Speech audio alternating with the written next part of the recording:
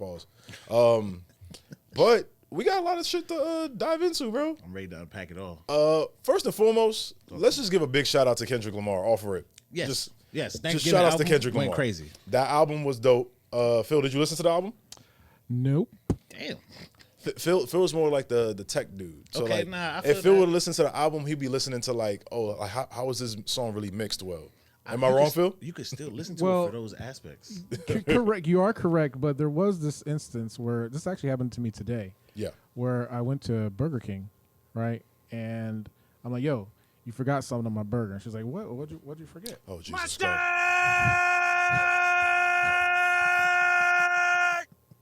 I knew that was. I should have seen it coming, no cap. I knew that was As like. soon as we heard the Burger King line, like we should have seen that coming, no cap. Like, Filthy. you know what the worst part is? Me being a '90s kid, when he said you forgot something on my burger, I'm thinking SpongeBob the pickles.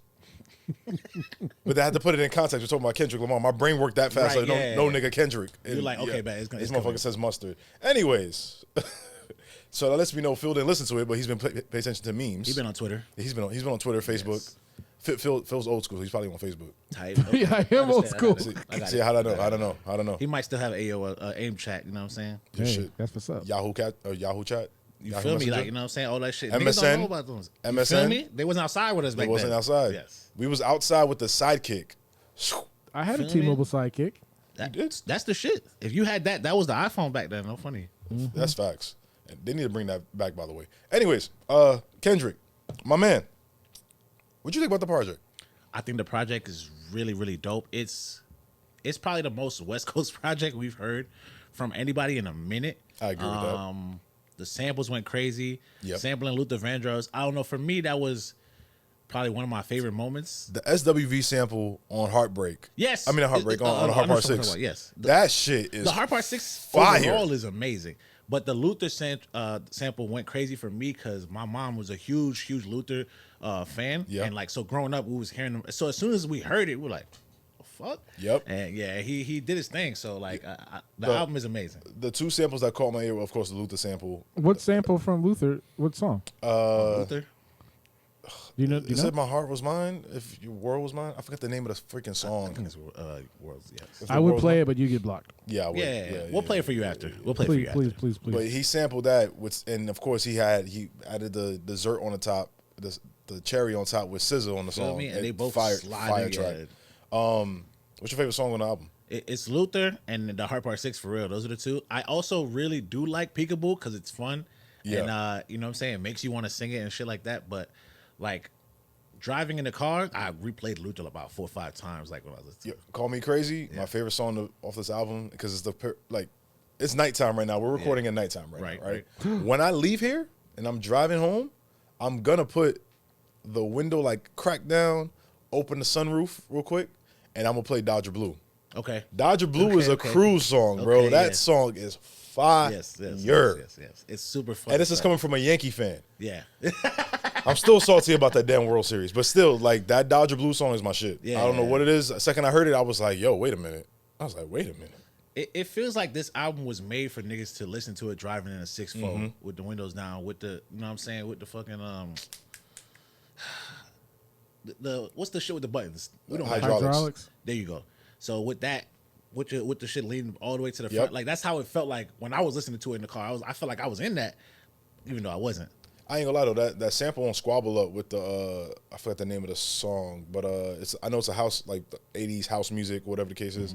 It's a house music? Would that be freestyle? Freestyle. That's freestyle. Okay, yeah. With that freestyle music, yeah, he killed that sample. I was not expecting that sample. Yeah, the entire Squabble Up went crazy because we heard the pieces on Not Like Us. You feel me? And so to hear the entire thing and it actually be a great entire song was just amazing. You know what I'm saying? Because we've seen too many times, like, especially, I mean, Phil, you grew up in the same time era for the most part.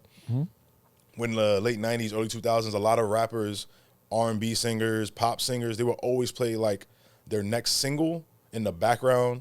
Like if the music video was like had a storyline to it, they would be listening to their next single as like the background or some shit. Yeah. Or like The songs would transition into the next song. It would transition to the next song somehow, right? 100%. And for the fact that Timbaland is notorious for that. yes, he is. That's true. Timbaland's notorious for it. Sierra's done it plenty of times. Yes. Even Eminem. Eminem's done it. Trey Songz has done it a couple Trey times. Songz done it a couple of too. times. Like a lot of artists have done it. Chris Brown was notorious for it in his first album. Exactly. Notorious for that Yes, shit on his first yes, album. yes. So the fact that, I mean, I'm not saying those people didn't drop a hot song after. It was the fact that the Kendrick sample or the snippet, the song actually ended up being a damn great song. So the sample is When I Hear Music from Debbie Deb from Yes. 1983. Okay. That's crazy. I was born in '93. When I hear music. My brother was wearing like Hey, don't get me copyrighted, chill. Yeah. facts. But I will say this though, the only thing about the album that's annoying me, I mean, granted,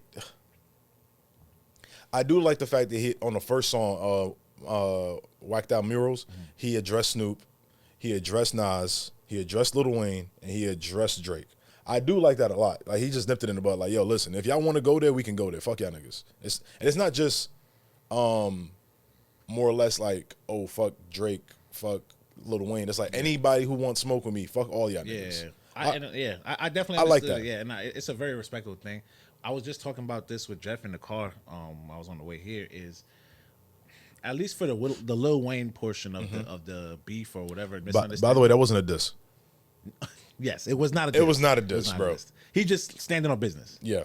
But as far as the portion of the disagreement or whatever, where it be with Lil Wayne, I don't necessarily agree that there should be a disagreement at all.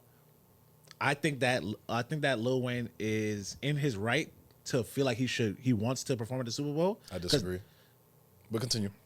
I feel like he's in the right to feel that way. He's the highest selling artist from New Orleans. He is probably the most famous person from New Orleans, aside from maybe like one or two people. Yeah.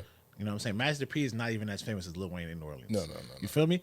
So and as an artist, I'm sure when niggas is coming up and making their music, making their albums, they're in the back of their head like, yo, one day I'm gonna perform at the Super Bowl. Yeah. And he said it 2 years ago, like, yo, I know the Super Bowl is going to New Orleans. I'm from New Orleans. I'm born there. Ooty woo, ooty woo. So I'm saying his desire, the personal desire to want to perform there, he's 100% in his right to have that desire. Okay. But it not transpiring in real life, that's not Kendrick's fault. That's not Lil Wayne's fault either. It's just how the world goes. That's how the game goes. I've spoken about this before on the show, and I'm going to speak about it again.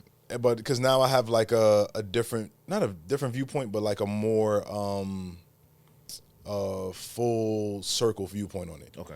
I genuinely believe when it comes to this Super Bowl situation with Kendrick and Wayne, the main Kendrick, Wayne, the fans and Wayne, like whatever. Everybody. Just everybody in general. The whole Lil Wayne thing when he goes, yo, oh, like you see, even when I'm not bothering nobody, you see what they try to, like, okay, you can't play victim when you've been playing victim for 2 weeks. And then when Kendrick finally addresses it, like, yo, man, I've been a fan of yours for years. I look up to you, in a sense, he basically said in the line. Mm-hmm. And you couldn't even congratulate me. Like, you had to make it all about you. Like, Nicki Minaj made it all about Jay-Z. You see what I'm saying? Like, that's the only thing about it. I was kind of like, yo, you can't play victim now, bro. Like, you went on a full 2-week crusade on every interview, every podcast. You even did it at Louisiana Fest. Yeah. Like, oh, this was stolen from me. Like, no one told you had it in the first place, bro. 100%. That's my only thing about it. And the thing that sucks too, like, the thing that sucks about this specific topic when it comes to the Super Bowl and Kendrick is that in order to show Kendrick love, you kind of have to shit on Lil Wayne, and that shit is not right. Yeah. Wait, what? Because in this specific situation, yeah, and it sucks because like now you got people on the internet talking about like Lil Wayne got no hits and Lil Wayne is just only a mixtape rapper. But right, I'm like, let's be yo, realistic, shut guys. the fuck up. Yeah. Like you wasn't there for The Block Is Hot.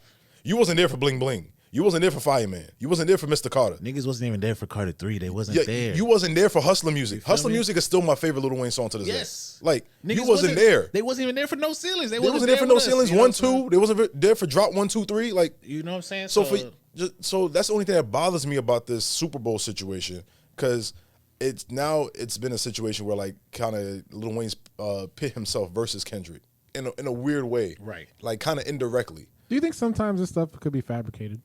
I do. Yeah, the internet is that's what it's designed to do. Like we have to, niggas got to pay for the ads, right? So in order to pay for the ads, people got to click on shit. In order for shit to get clicked on, it has to be enticing. But Lil Wayne versus Kendrick sounds way better than Kendrick got the Super Bowl. But then the fabrication thing kind of like falls apart into the next topic. We're gonna get to that in a second. But like, Phil brings up a great point. Like sometimes the shit could be fabricated, right? Let's be real. Like we know how show business works. Right. Even though we're on the lower end of the spectrum, we know how show business works. Right. So the only thing that just makes no sense to me is the fact that when Kendrick goes, yo, the only person that congratulated me about getting the Super Bowl was Nas, which is also, I think that was a shot at J. Cole. I'm just saying. My crazy brain, I feel like that was a shot at J. Cole. Because remember, I let Nas down, and he was, it's just. I don't know, man. Listen. Cole and Kendrick's camps been tapped in. Like, you remember? I know. What's the name? Schoolboy. Schoolboy, he the one who told Cole, hey, this is what's about to happen. He's like, hey, man, stay your ass out of this. Yeah, I know. Like, I'm just saying, I thought it was kind of funny. But that one song, granted, that one song is probably not everyone's favorite cup of tea because it's not the rappy song or like the melodic song for everybody that catches your ear the right way. But it's one of those situations where it's kind of like, who gives a fuck? He gave you 5 other slaps or 6 other slaps on that damn album. Who gives a fuck?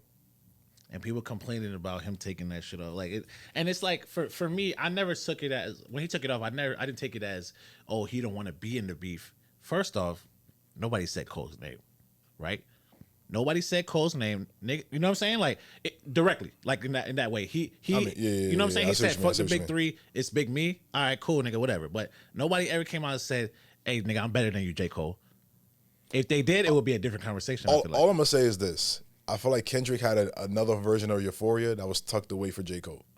I don't think so. And even if he did, Cole done aired out his dirty laundry to us from day one. So That's it's like, true. I'm not really pressed about you telling us about him fucking the hole. To be fair, like that, you know? Kendrick did the same, and this nigga still 100%. We're gonna get to that in a second. But this nigga still found a way to be like, oh, that nigga a woman beater too. He didn't tell you about that. It's like, okay, my nigga, stop it. I was literally having this conversation with somebody after the tracks started stopped coming out and shit. They were asking like, oh, how you feel about it? And I was like, the raps are great. I enjoy the raps. It's fun. It's nice to hear them niggas like barring each other up at a different level. But at some point, we're gonna need to see the receipts. Where's Drake's daughter? Where's the proof of Kendrick beating up his wife? The daughter shit, to this day, call me crazy, because I've been right on like some of these some of the things about Drake I've said I've been right. Mm-hmm. Like for example, like a long time ago, my original podcast, I said, yo, the day that Drake and Bad Bunny make a song together, the world's gonna crash. Sure enough, Drake and Bad Bunny made a song together. That shit was #1 for like 2 months. I made a comment saying like, oh, wait till who the fuck was it? I think it was Chris Brown. I said, oh, I want Chris Brown to make a song with Gutter. That shit would go out of the atmosphere. Went crazy. Shit went crazy. We all know Chris Brown's song with Gunna. That shit went crazy. Yes. So like, I've been kind of right with some of my predictions. I'm just gonna say, yeah. If Drake really got a daughter and he not paying attention to his daughter, the second she gets social media, she gonna air that nigga out. Let's just call a spade a spade. Yes, no, 100%. Let's just call a spade a spade. But a part of me doesn't necessarily believe that he has a daughter. I didn't care.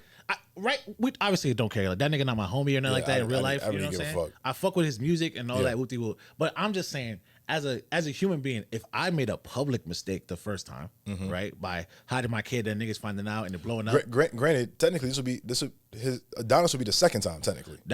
So that is happening twice because the daughter is the older one supposedly. Right, but I'm not gonna let that happen again. I seen how it was, and he cleaned it up nicely when it was Adonis. I wasn't hiding my kid from the world. I was hiding the world from my kid. Was crazy to say, but niggas was eating it up, right? No, cool. I was not eating that shit. No, not me, not you. But you know what I'm saying? The masses, them niggas was eating it up. They was like, oh my god, and the masses are fools. We both know that 100%. So I just don't think Aubrey's gonna do that again. We'll see. We'll